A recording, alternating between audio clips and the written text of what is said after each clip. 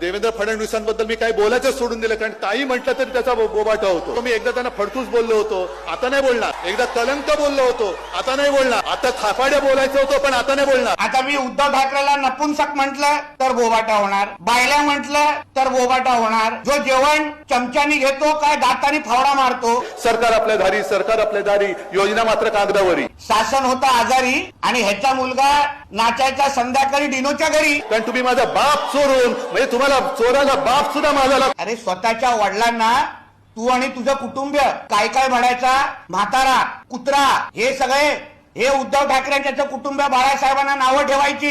बघ तो म्हातारा जेवला काय. सांगू काय महाराष्ट्राला, आता वडिलांचं फार प्रेम आलंय. बाळासाहेब जे रुद्राक्ष जे माल घालायचे ते रुद्राक्ष माल यांनी फेकून टाकले कचऱ्याच्या डब्यामध्ये कुठेतरी. अरे टरबुजाच्या झाडाला सुद्धा पाणी लागतं. ते हड्डीचं दुकानच आहे. सडलेलं वांग कसं असतं असं वाकडं झालेलं, तेच उद्धव ठाकरे आहे.